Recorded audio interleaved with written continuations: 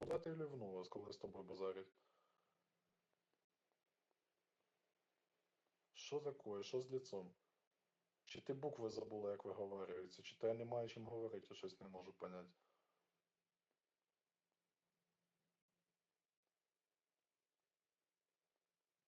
Ну, що язик в жопу засунула? Давай кажи. А що вже закончилось? Немає що казати, бідненько. А що случилось? А що таке? Не вивозиш чи що? Ну так нахрен ти бочку на наших катиш на поле, ну типа нема чим зайнятися чи що? Чи ти немає чим, ну типа де работать, я не можу понять. Читай вгадаю. На полі заробила грошей було мало, і ти приїхала на свою любиму точку. Я угадав? Боже, якщо тебе не воно, ти кажеш, не буду на нас час витрачати, хоча зараз тут сама стоїш і нас слухаєш. Боже, який ти кончений, я з тебе поражаюся. Давай теряйся,